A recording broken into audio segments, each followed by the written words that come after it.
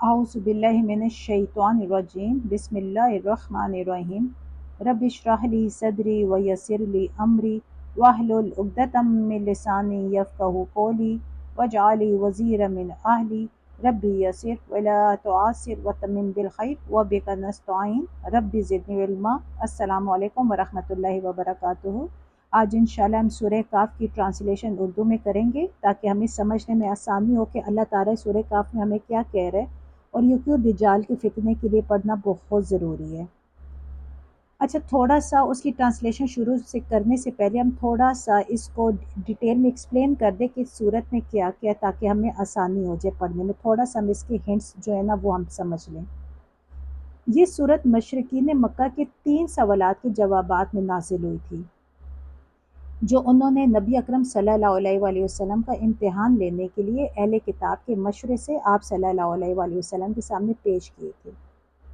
वो 3 सवाल कौन से थे? एक था कि असहाबे काफ कौन थे, दूसरा किस्सा खज़िर की हकीकत क्या है, और तीसरा ज़ुल्करनैन का क्या किस्सा है। ये तीनों किस्से ईसाइयों और यहूदियों की तारीख से मुतल्लिक थे। हिजाज में इनका कोई ख़ास चर्चा नहीं था, इसीलिए अहले किताब ने इम्तिहान के गर्ज से इनका इंतखाब किया था ताकि ये बात खुल जाए कि वाकई मोहम्मद सल्लल्लाहु अलैहि वसल्लम के पास कोई गैबी ज़रिया इल्म है या नहीं, उन्हें पता चल जाए। मगर अल्लाह ताला ने सिर्फ यही नहीं कि अपने नबी की ज़ुबान से उनके सवालात का पूरा जवाब दे दिया, बल्कि उनके अपने पूछे हुए तीनों किस्सों को पूरी तरह इस सूरत हाल पर चिस्पा भी कर दिया जो उस वक्त मक्के में कुफ्र और इस्लाम के दरमियान दरपेश थी। अब असहाबे काफ के मुतालिक बताया कि वो उसी तौहीद के कायल थे जिसकी दावत ये कुरान पेश कर रहा है, और उनका हाल मक्के के मुट्ठी भर मजलूम मुसलमानों के हाल से और उनकी कौम का रवैया कुफारे कुरैश के रवैये से कुछ मुख्तलिफ नहीं था। फिर इसी किस्से से अहले ईमान को ये सबक दिया कि अगर कुफार का गलबा बेपनाह हो और एक मोमिन को जालिम मुआशरे में सांस लेने तक की मोहलत ना दी जा रही हो, तब भी उसको बातिल के आगे सर ना झुकाना चाहिए, बल्कि अल्लाह के भरोसे में उन्हें रहना चाहिए। इसी सिलसिले में ज़मनन कुफारे मक्का को भी ये बताया कि असहाबे काफ का किस्सा अकीदे आखरत की सेहत का एक सबूत है। जिस तरह अल्लाह ने असहाबे काफ को एक मुद्दत दराज तक मौत की नींद सुलाने के बाद फिर जला उठाया, उसी तरह उसकी कुदरत से वो बास बादल मौत भी कुछ बहीद नहीं है जिसे मानने से तुम इनकार कर रहे हो। फिर ये कि असहाबे काफ के किस्से से रास्ता निकाल कर उस जुल्म सितम और उस तहकीर और तजलील पर गुफ्तगू शुरू कर दी गई जो मक्के के सरदार और खाते पीते लोग अपनी बस्ती की छोटी सी नौ मुस्लिम जमात के साथ बरत रहे थे। इस सिलसिले में एक तरफ नबी अकरम सल्लल्लाहु अलैहि वसल्लम को हदायत की गई कि ना इन जालिमों से कोई मुसालियत करो और ना अपने गरीब साथियों के मुकाबले में इन बड़े बड़े लोगों को कोई ख़ास अहमियत दो। दूसरी तरफ इन रईसों को नसीहत की गई कि अपने चंद रोज़ा ये ऐश आराम की ज़िंदगी है, इस पे ज़्यादा खुश होने की ज़रूरत नहीं, बल्कि इन भलाइयों के तालिब बनो जो अबदी और पायदार हैं। अब इसी सिलसिले कलाम में किस्सा खज़िर और मूसा अलैहिस्सलाम कुछ इस अंदाज से सुनाया गया है कि इसमें कुफ़ार के सवालात का जवाब भी था और मोमिनीन के लिए समानी तसल्ली भी। इस किस्से में दरअसल जो सबक दिया गया है वो ये है कि अल्लाह की मशीयत का कारखाना जिन मसलिहतों पर चल रहा है वो चूँकि तुम्हारी नज़र से पोशीदा है, इसीलिए तुम बात बात पर हैरान होते हो कि ये क्यों हुआ, ये क्या हुआ, ये तो बड़ा गज़ब हुआ।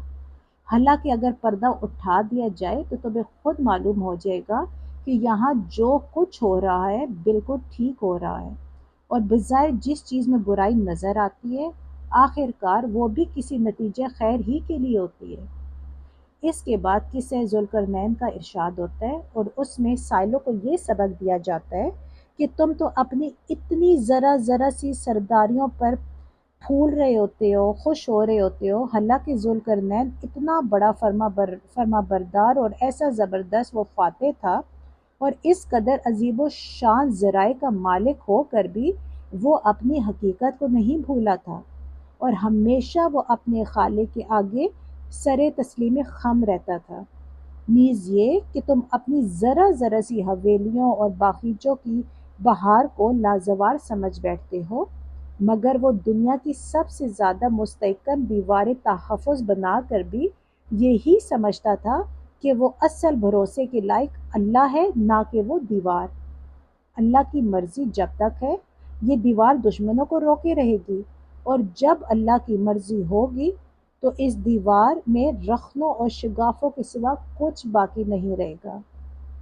اس طرح کفار کے امتحانی سوالات کو انہی پر پوری طرح الٹ دینے کے بعد خاتمہ کلام میں پھر انہی باتوں کو دہرایا گیا ہے جو آغاز کلام میں ارشاد ہوئی ہیں، یعنی کہ توحید اور آخرت سراسر حق ہے اور تمہاری اپنی بھلائی اسی میں ہے کہ انہیں مانو، ان کے مطابق اپنی اصلاح کرو اور اللہ کے حضور اپنے آپ کو جواب دہ سمجھتے ہوئے دنیا میں زندگی بسر کرو۔ ایسا نہ کرو گے تو تمہاری اپنی زندگی خراب ہوگی اور تمہارا سب کچھ کیا کرایا اکارا چلا جائے گا۔ اب سورہ کاف کا ترجمہ سٹارٹ کرتے ہیں۔ بسم اللہ الرحمن الرحیم۔ تعریف اللہ کے لیے ہے جس نے اپنے بندے پر یہ کتاب نازل کی اور اس میں کوئی ٹیڑھ نہ رکھی، ٹھیک ٹھیک سیدھی بات کہنے والی کتاب، تاکہ وہ لوگوں کو خدا کے سخت عذاب سے خبردار کر دے اور ایمان لا کر نیک عمل کرنے والوں کو خوشخبری دے دے کہ ان کے لیے اچھا اجر ہے جس میں وہ ہمیشہ رہیں گے، اور ان لوگوں کو ڈرا دے جو کہتے ہیں کہ اللہ نے کسی کو بیٹا بنایا ہے۔ اس بات کا نہ انہیں کوئی علم ہے اور نہ ان کے باپ دادا کو تھا۔ بڑی بات ہے جو ان کے منہ سے نکلتی ہے، وہ محض جھوٹ بکتے ہیں۔ اچھا تو اے محمد صلی اللہ علیہ وآلہ وسلم، شاید تم ان کے پیچھے غم کے مارے اپنی جان کھو دینے والے ہو اگر یہ اس تعلیم پر ایمان نہ لائے۔ واقعہ یہ ہے کہ جو کچھ سر و سامان بھی زمین پر ہے اس کو ہم نے زمین کی زینت بنایا ہے تاکہ ان لوگوں کو آزمائیں ان میں کون بہتر عمل کرنے والا ہے۔ آخر کار اس سب کو ہم ایک جٹیل میدان بنا دینے والے ہیں۔ کیا تم سمجھتے ہو کہ غار اور کتے والی ہماری کوئی بڑی عجیب نشانیوں میں سے تھے؟ جب وہ چند نوجوان غار میں پناہ گزین ہوئے اور انہوں نے کہا کہ اے پروردگار، ہم کو اپنی خاص رحمت سے نواز اور ہمارا معاملہ درست کر دے، تو ہم نے انہیں اسی غار میں تھپا کر سال ہر سال کے لیے گہری نیند سلا دیا۔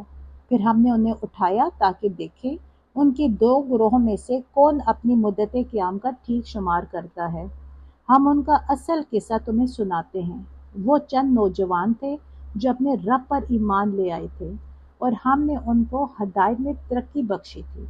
ہم نے ان کے دل اس وقت مضبوط کر دیے جب وہ اٹھے اور انہوں نے اعلان کر دیا کہ ہمارا رب تو بس وہی ہے جو آسمان اور زمین کا رب ہے، ہم اسے چھوڑ کر کسی دوسرے معبود کو نہ پکاریں گے۔ اگر ہم ایسا کریں گے تو بالکل بے جا بات کریں گے۔ پھر انہوں نے آپس میں ایک دوسرے سے کہا، یہ ہماری قوم تو رب کائنات کو چھوڑ کر دوسرے خدا بنا بیٹھی ہے۔ یہ لوگ ان کے معبود ہونے پر کوئی واضح دلیل کیوں نہیں لاتے؟ آخر اس شخص سے بڑا ظالم اور کون ہو سکتا ہے جو اللہ پر جھوٹ باندھے؟ اب جب کہ تم ان سے اور ان کے معبود ان غیر اللہ سے بے تعلق ہو چکے ہو تو چلو اب فلاں غار میں چل کر پناہ لو۔ تمہارا رب تم پر اپنی رحمت کا دامن وسیع کرے گا اور تمہارا کام کے لیے سر و سامان مہیا کر دے گا۔ تم انہیں غار میں دیکھتے تو تمہیں یوں نظر آتا کہ سورج جب نکلتا ہے تو ان کے غار کو چھوڑ کر دائیں جانب چڑھ جاتا ہے اور جب غروب ہوتا ہے تو ان سے بچ کر بائیں جانب اتر جاتا ہے، اور وہ ہے کہ غار کے اندر ایک وسیع جگہ میں پڑے ہیں۔ یہ اللہ کی نشانیوں میں سے ایک ہے۔ جس کو اللہ ہدایت دے وہی ہدایت پانے والا ہے، اور جسے اللہ بھٹکا دے اس کے لیے تم کوئی ولی مرشد نہیں پا سکتے۔ تم انہیں دیکھ کر یہ سمجھتے کہ وہ جاگ رہے ہیں، حالانکہ وہ سو رہے تھے۔ ہم انہیں دائیں بائیں کروٹ دلواتے رہتے تھے اور ان کا کتا غار کے دہانے پر ہاتھ پھیلائے بیٹھا تھا۔ اگر تم کہیں جھانک کر انہیں دیکھتے تو الٹے پاؤں بھاگ کھڑے ہوتے اور تم پر ان کے نظارے سے دہشت بیٹھ جاتی۔ اور اسی عجیب کرشمے سے ہم نے انہیں اٹھا بٹھایا تاکہ ذرا آپس میں پوچھ گچھ کریں، ان میں سے ایک نے پوچھا، کہو کتنی دیر اس حال میں رہے؟ دوسروں نے کہا، شاید دن بھر یا اس سے کچھ کم رہے ہوں گے۔ پھر وہ بولے، اللہ ہی بہتر جانتا ہے کہ ہمارا کتنا وقت اس حالت میں گزرا۔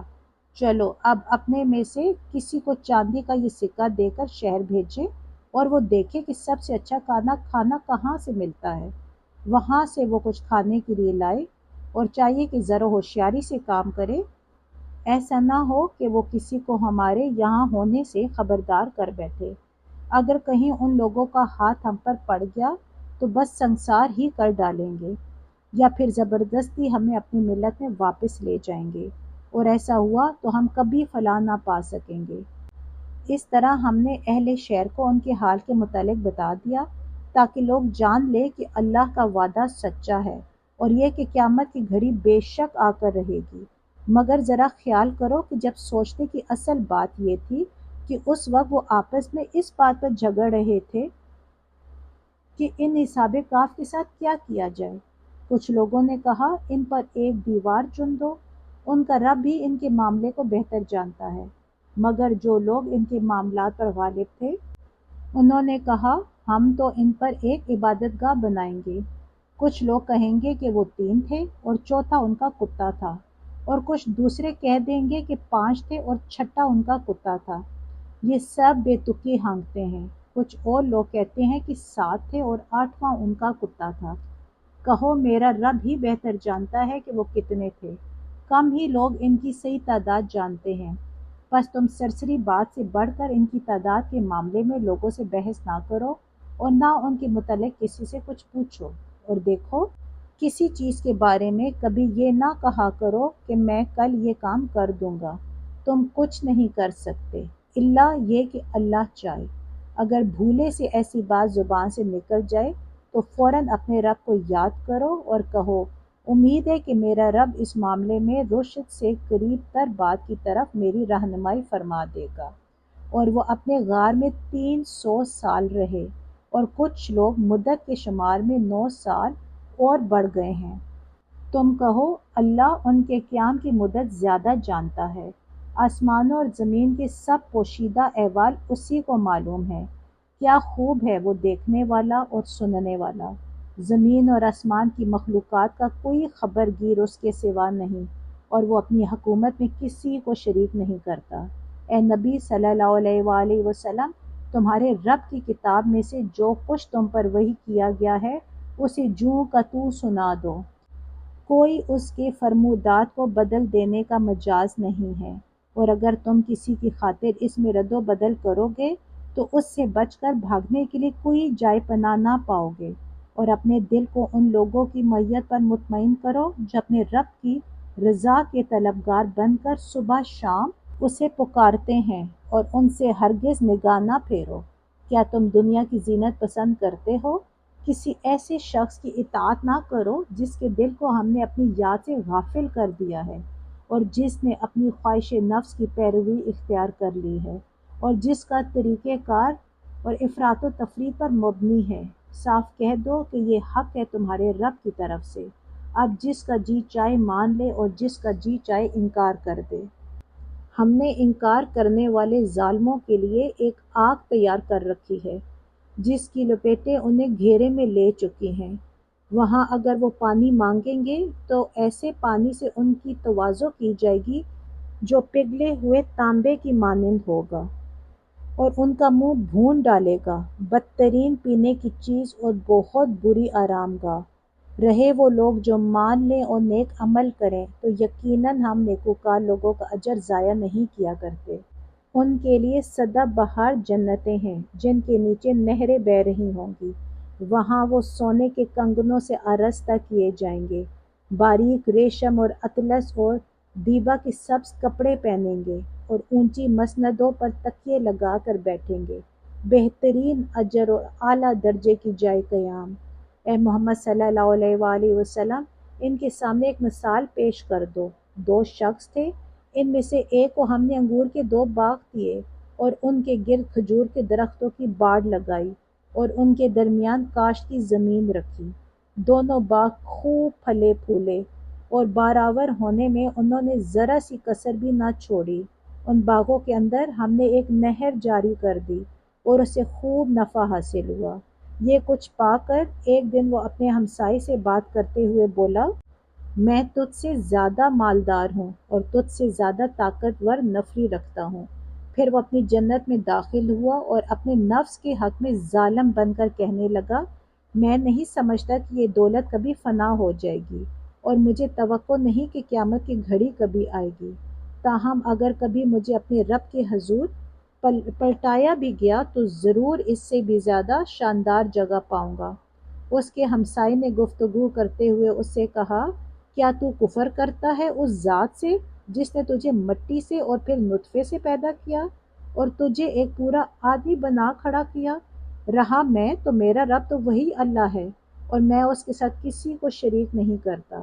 اور جب تو اپنی جنت میں داخل ہو رہا تھا تو اس وقت تیری زبان سے یہ کیوں نہ نکلا کہ ما شاء اللہ لا قوت الا باللہ؟ اگر تو مجھے مال اور اولاد میں اپنے سے کمتر پا رہا ہے تو بعید نہیں کہ میرا رب مجھے تیری جنت سے بہتر عطا فرما دے اور تیری جنت پر آسمانوں سے کوئی آفت بھیج دے جس سے وہ صاف میدان بن کر رہ جائے یا اس کا پانی زمین میں اتر جائے اور پھر تو اسے کسی طرح نہ نکال سکے۔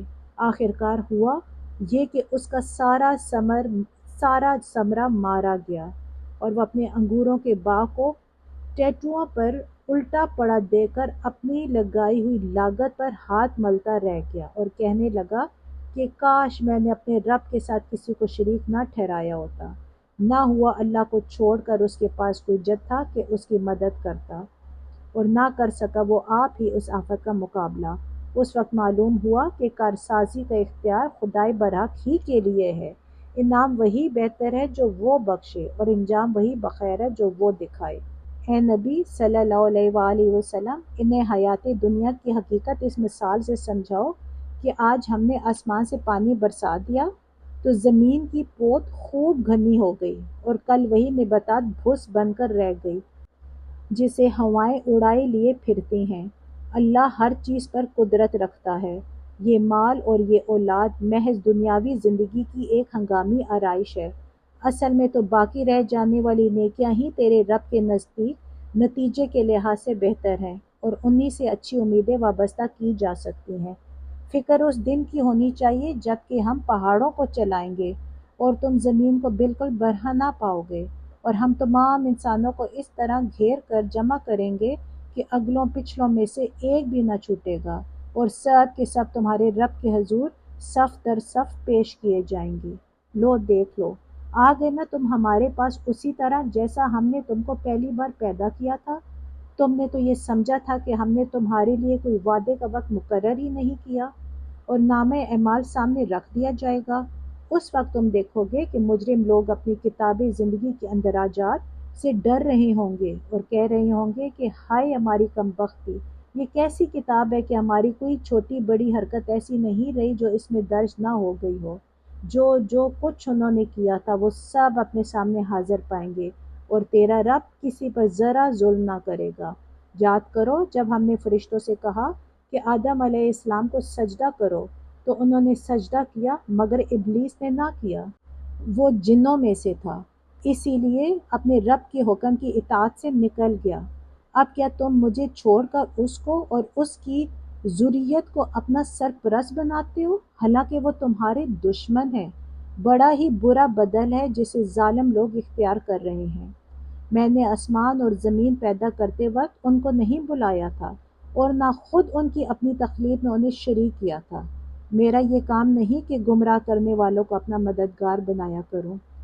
پھر کیا کریں گے یہ لوگ اس روز جب کہ ان کا رب ان سے کہے گا کہ پکارو اب ان ہستیوں کو جنہیں تم میرا شریک سمجھ بیٹھے تھے۔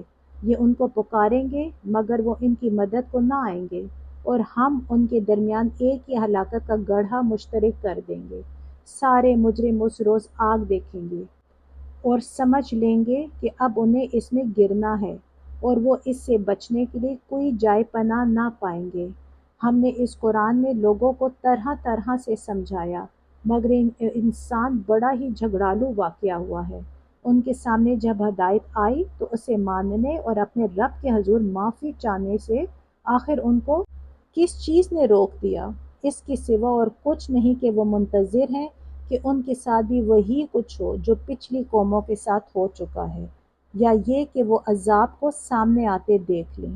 رسولوں کو ہم اس کام کے سوا اور کسی غرض کے لیے نہیں بھیجتے کہ وہ بشارت و تنبیہ کی خدمت انجام دے دیں، مگر کافروں کا حال یہ ہے کہ وہ باطل کے ہتھیار لے کر حق کو نیچا دکھانے کی کوشش کرتے ہیں، اور انہوں نے میری آیات کو اور ان تنبیہات کو جو انہیں کی گئیں مذاق بنا لیا ہے۔ اور اس شخص سے بڑھ کر ظالم اور کون ہے جسے اس کے رب کی آیات سنا کر نصیحت کی جائے اور وہ ان سے منہ پھیرے اور اس برے انجام کو بھول جائے جس کا سر و سامان اس نے اپنے لیے خود اپنے ہاتھوں کیا ہے۔ جن لوگوں نے یہ روش اختیار کی ہے ان کے دلوں پر ہم نے غلاف چڑھا دیے ہیں جو انہیں قرآن کی بات نہیں سمجھنے دیتے، اور ان کے کانوں میں ہم نے گرانی پیدا کر دی ہے۔ تم انہیں ہدایت کی طرف کتنا ہی بلاؤ، وہ اس حالت میں کبھی ہدایت نہ پائیں گے۔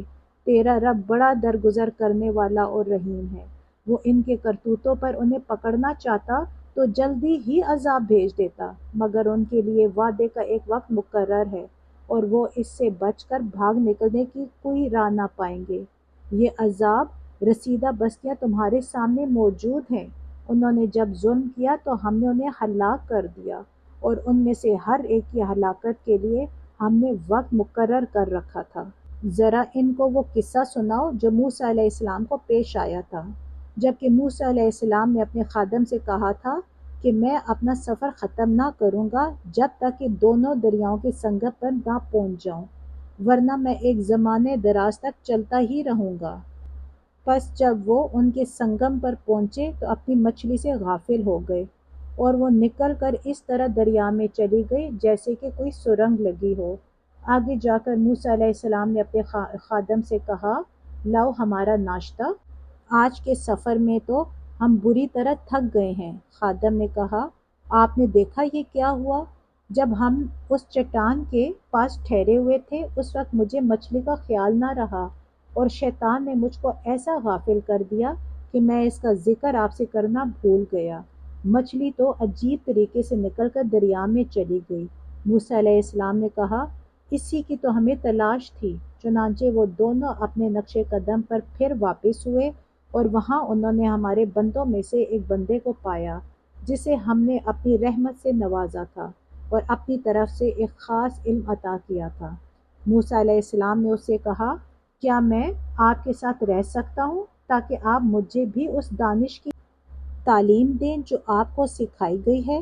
اس نے جواب دیا، آپ میرے ساتھ صبر نہیں کر سکتے، اور جس چیز کی آپ کو خبر نہ ہو آخر آپ اس پر صبر کر بھی کیسے سکتے ہیں؟ موسیٰ علیہ السلام نے کہا، انشاءاللہ آپ مجھے صابر پائیں گے اور میں کسی معاملے میں آپ کی نافرمانی نہ کروں گا۔ اس نے کہا، اچھا، اگر آپ میرے ساتھ چلتے ہیں تو مجھ سے کوئی بات نہ پوچھیں جب تک کہ میں خود اس کا آپ سے ذکر نہ کروں۔ اب وہ دونوں روانہ ہوئے، یہاں تک کہ جب وہ ایک کشتی پر سوار ہو گئے تو اس شخص نے کشتی میں شگاف ڈال دیا۔ موسیٰ علیہ السلام نے کہا، آپ نے اس میں شگاف ڈال دیا تاکہ سب کشتی والوں کو ڈبو دیں؟ یہ تو آپ نے ایک سخت حرکت کر ڈالی۔ اس نے کہا، میں نے تم سے کہا نہ تھا کہ تم میرے ساتھ صبر نہیں کر سکتے؟ موسیٰ علیہ السلام نے کہا، بھول چوک پر مجھے نہ پکڑیے، میرے معاملے میں آپ ذرا سختی سے کام نہ لیں۔ پھر وہ دونوں چلے یہاں تک کہ ان کو ایک لڑکا ملا اور اس شخص نے اسے قتل کر دیا۔ موسیٰ علیہ السلام نے کہا، آپ نے ایک بے گناہ کی جان لے لی، حالانکہ اس نے کسی کا خون نہ کیا تھا۔ یہ کام تو آپ نے بہت ہی برا کیا۔ اس نے کہا، میں نے تم سے کہا نہ تھا کہ تم میرے ساتھ صبر نہیں کر سکتے؟ موسیٰ علیہ السلام نے کہا، اس کے بعد اگر میں آپ سے کچھ پوچھوں تو آپ مجھے ساتھ نہ رکھیں، لیجئے اب تو میری طرف سے آپ کو عذر مل گیا۔ پھر وہ آگے چلے یہاں تک کہ ایک بستی میں پہنچے اور وہاں کے لوگوں سے کھانا مانگا، مگر انہوں نے ان دونوں کو ضیافت سے انکار کر دیا۔ وہاں انہوں نے ایک دیوار دیکھی جو تقریباً گرنا ہی جا رہی تھی۔ اس شخص نے اس دیوار کو پھر قائم کر دیا۔ موسیٰ علیہ السلام نے کہا، اگر آپ چاہتے تو اس کام کی اجرت لے سکتے تھے۔ اس نے کہا، بس میرا تمہارا ساتھ ختم ہوا، اب میں تمہیں ان باتوں کی حقیقت بتاتا ہوں جن پر تم صبر نہ کر سکے۔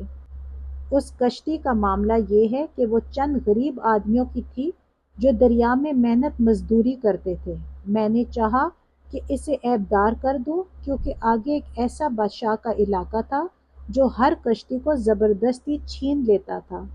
رہا وہ لڑکا تو اس کے والدین مومن تھے۔ ہمیں اندیشہ ہوا کہ یہ لڑکا اپنی سرکشی اور کفر سے ان کو تنگ کرے گا، اسی لیے ہم نے چاہا کہ ان کا رب اس کے بدلے ان کو ایسی اولاد دے جو اخلاق میں بھی اس سے بہتر ہو اور جس سے صلہ رحمی بھی زیادہ متوقع ہو۔